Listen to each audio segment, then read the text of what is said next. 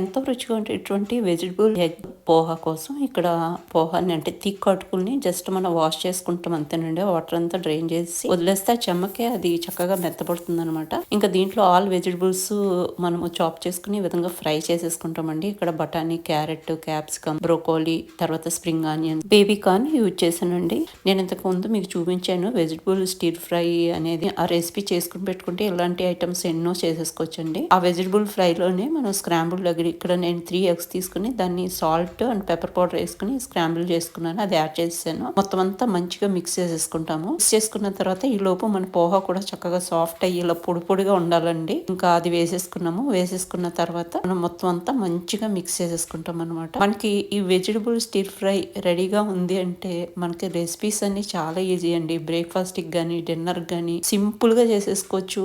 అన్ని మనకి పర్ఫెక్ట్ గా ఒక మీల్ లో అందిపోతాయి అనమాట. అలా చేసుకున్న తర్వాత